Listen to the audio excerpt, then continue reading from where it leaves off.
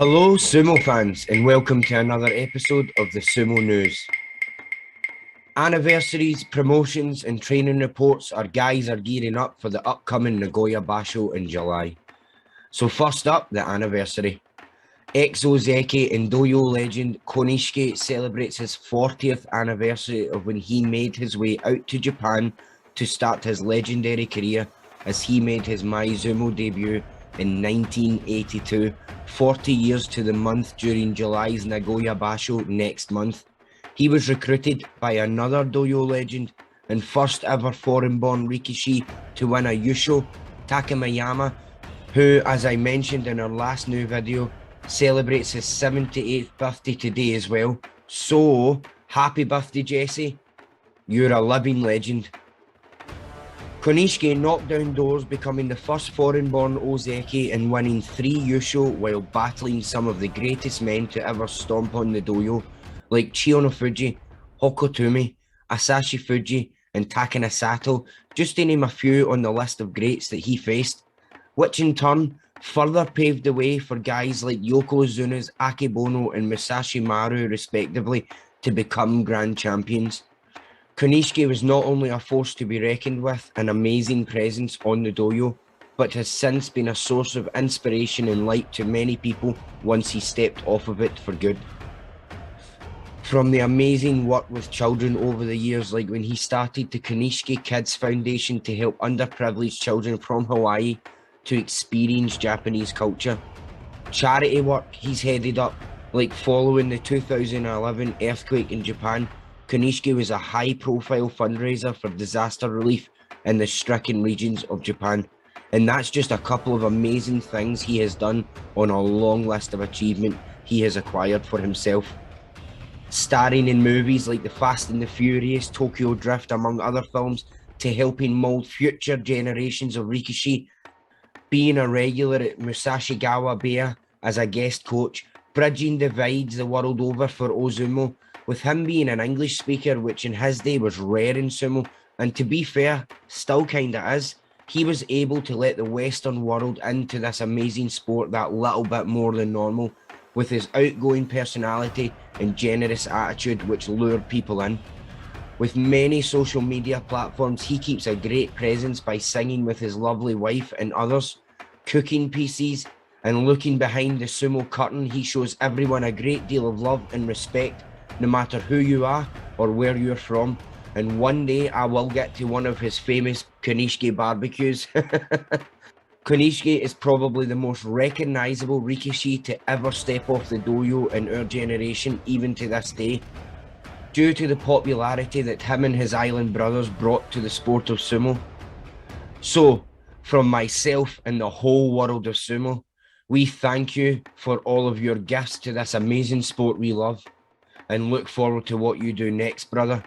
Mahalo. I've left links to his Wikipedia page and social media platforms, and so you guys can keep up with all of his amazing adventures. Next up, the promotion, as it looks like young Nishikifuji of Isegahama Beya has been confirmed to be promoted to Makuuchi after his win of the May Basho Yusho in Juryo. Hopefully he can make a splash in Nagoya and at least get Kachikoshi for his debut in Makuuchi tournament, although me myself have hopes for a higher number than even that. Good luck to him. Now on to the training reports over the past couple of days. Just in the last couple of days alone, Kiribayama has made his way back to Arashio Beya multiple times, but not alone, as Hokoto Fuji of Hakaku Beya, another Tatsunami Beya man in one Meisei, and Abe of Shikoroyama Beya all showed face to take on the Waka brothers and their stablemates for some intense sparring. Waka said he felt grateful to be able to train with all sorts of Sekitori, and that he wants to properly start from day one. All he can do is seriously go about his preparations, he surmised. Abe, after 16 bouts, said the Basho is around the corner, so he thinks he's in good shape. Things didn't go his way last time, and he has learned from that. He plans on visiting Arashio Beya for the next couple of days and listen to his body. Kiribayama had 20 bouts, mostly facing Wakatakakage, and he said he really got into it.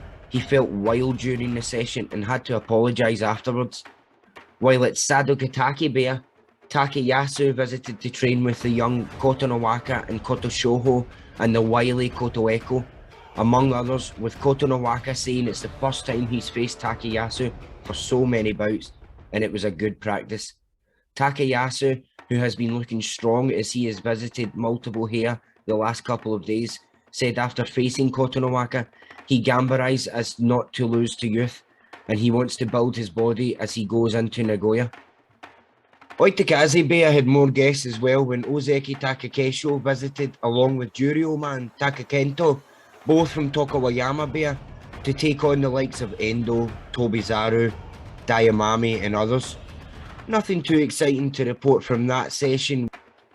And lastly, Shodai trained at home facing lower rankers except for when the visiting Nishikigi of Isenoume Beya, having 10 plus bouts and saying it's better to face new opponents instead of the same wrestlers over and over again. Last basho he couldn't seem to do his own sumo and wants to work on more swift attacks after the Tachiai not allowing opponents to do their own sumo, and he feels that a little weight gain may give him an extra edge. We will just have to see then, guys, but my faith in Shodai is very thin these days. And that's it for this episode of the Sumo News. Thank you for watching, and since I had no quotes from training from him for you all, I will leave you with this video of Hokuto Fuji doing the PPAP by Pikitaro to brighten your day. And remember, like, subscribe, hit that bell, Owatanage! PPAP.